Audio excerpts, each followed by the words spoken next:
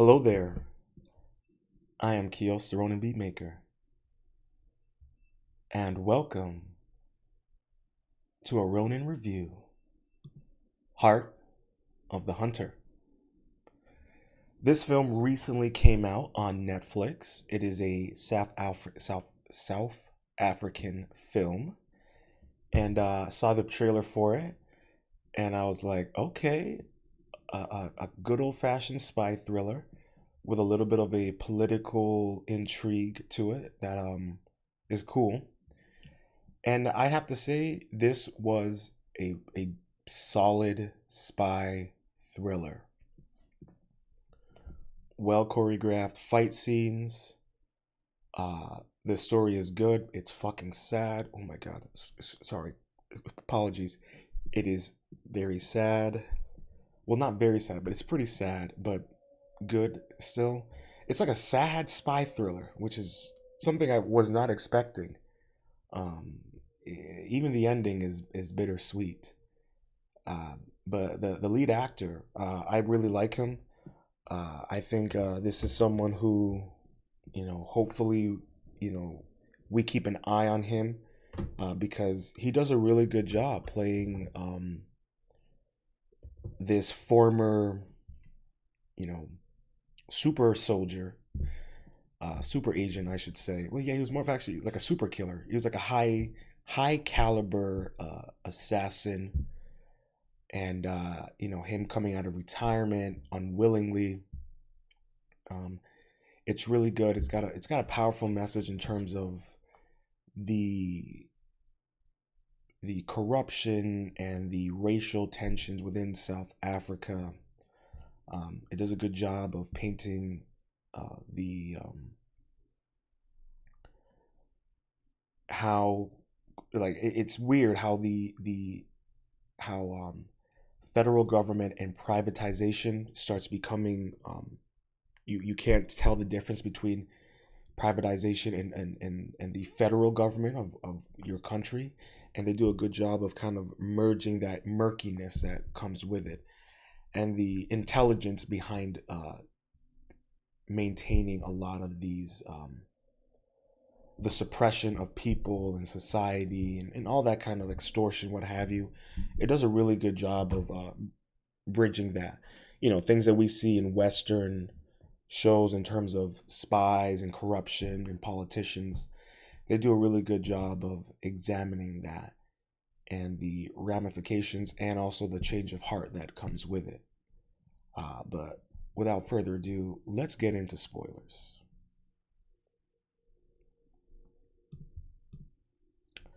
Alrighty, spoiler. So Zuko, the main character, like I said, I really like the actor. Does a great job. You learned that he was this essentially this like I said, high caliber assassin, operative, spy for South Africa, and he gets roped back in to um, apologies. He gets roped back into it when his former handler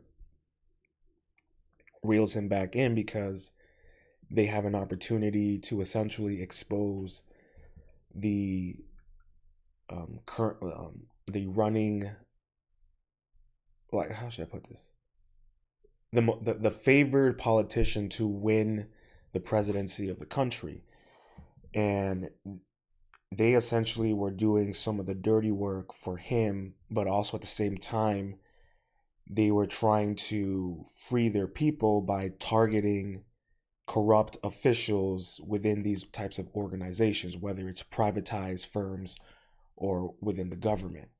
Like I said, they do a good job of acknowledging how, whether it's Western um, geopolitical um, machinations, or here in Africa, or in this show in Africa, in South Africa, it's one of the same. And so you're kind of dealing with that, and you get exposed to even the quote unquote good people within this film. This former politician and her connection to Zuko and this, you know, black ops, uh, you know, intel agency that he was a part of,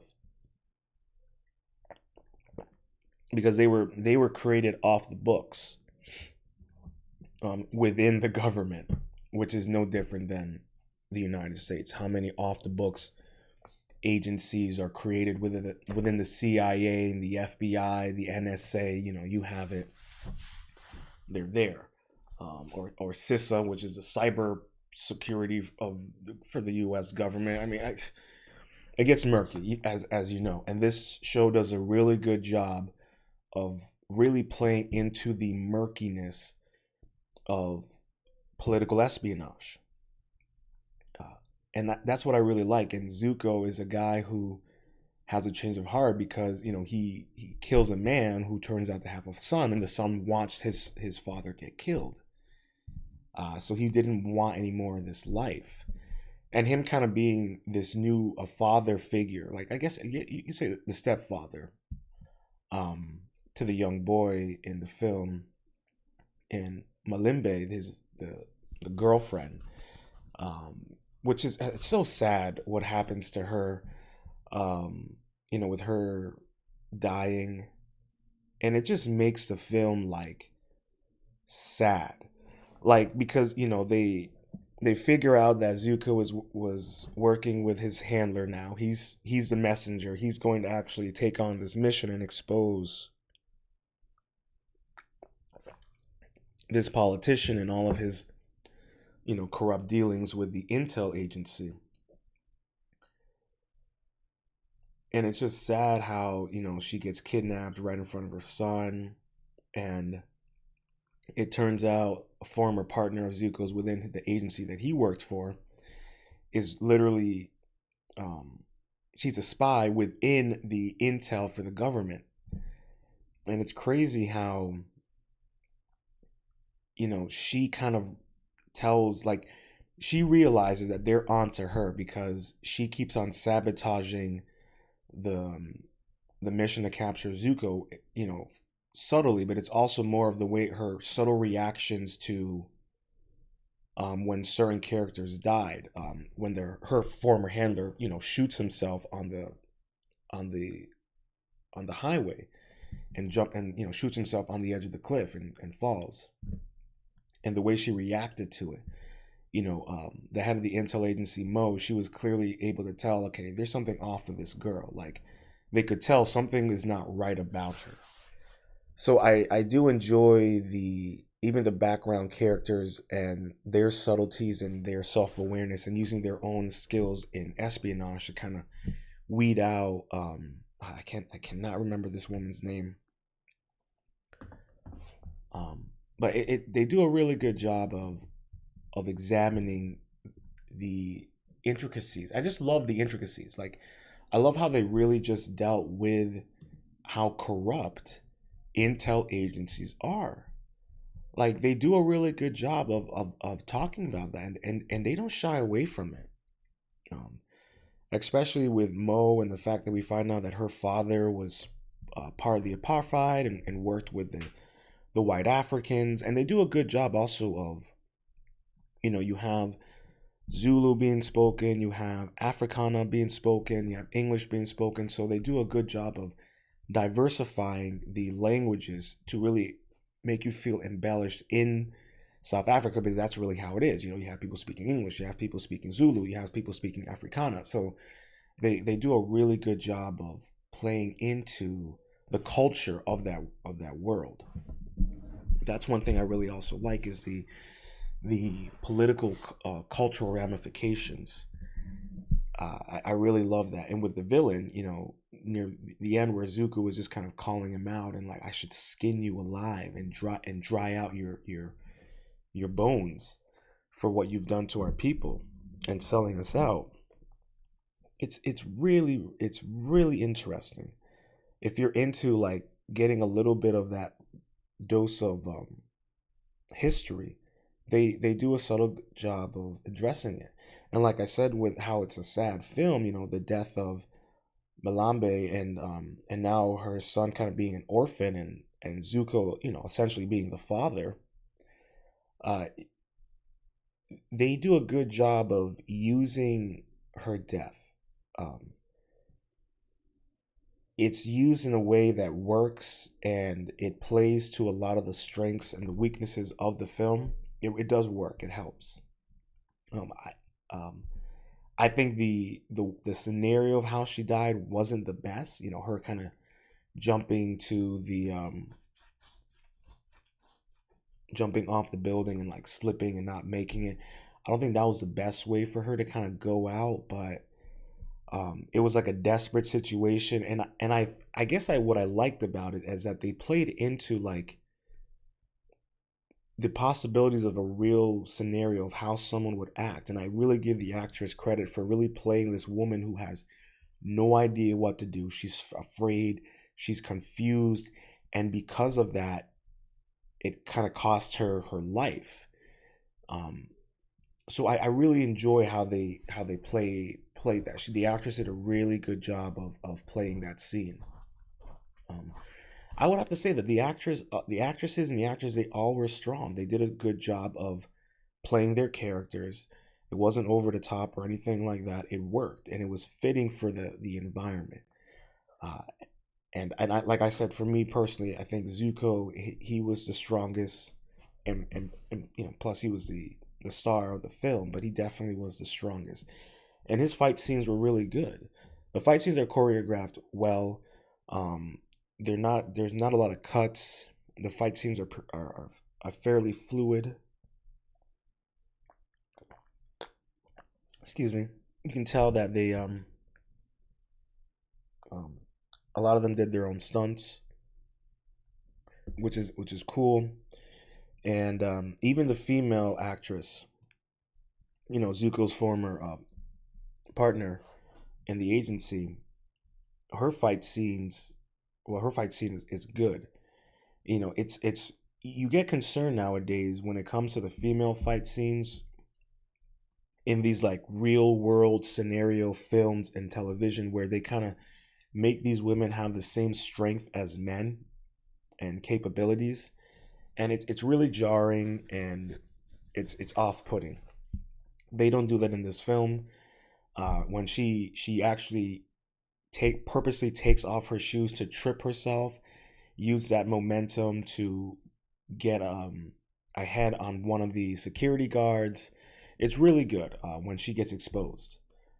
They do a really good job with that. Her fight scene was good. It worked. She played to her strengths, and she used their strength as a weakness, because that woman was is a pretty petite woman. So I would have to say, I love action films. I love good choreography and fight scenes, and this film does a solid job of that. Especially the ending fight scene where Zuko just goes full Black Panther, and just takes everyone out. His fight scenes are really really good. They're done well. They put a lot of care into making sure the fight scenes felt real and natural. Nothing felt like overtly over the top. And that's something that I liked about this film. The director kind of knew how to like keep the fight scenes grounded, yet able to kind of aid in telling the story. So I really recommend anyone, if you're looking for just a fun, solid spy thriller, this is a good one. It is, like I said, sad, but it's good. I don't, in terms of anything else, I don't really think I got much else to say about it. And like I said, the plot is good. The political um, dominoes of everything kind of collapsing around itself is really well played.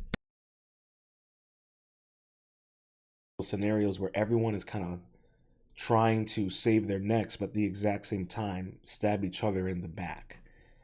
And they do a really good job of playing into that. So I would say enjoy. The ending. It is good. It's bittersweet. Um, I almost personally feel like it would be so cool to have seen a show or or episodes, because it's based off a book. So I don't know if it's like a book series or just a one shot. But I'm curious if there's more stories about this character Zuko. Other than that, though, I'd say fun film if you're just looking for a nice, easy, cool spy thriller with some good action scenes. Uh, Great film. I highly recommend it. And just to show some support also to the international films. You know, we don't. Unfortunately, we don't make films like Heart of the Hunter anymore in Western media. It's just a solid spy thriller, good choreography, straightforward plot, and everyone can enjoy it. Like, we don't make these kind of films anymore. So it's always a breath of fresh air when we get these, but it's always international, which is totally cool for me. I'm a big fan of international films. I personally kind of prefer them now over Western films, but that's just me personally. But like I said, I highly recommend it. Check this film out. Solid, fun ride. You will enjoy it. And that concludes this episode of a Ronin review, Heart of the Hunter. If you've made it this far, please make sure to hit that like button, subscribe, and ring that notification bell. And until next time, stay positive, stay focused, stay true, and much love.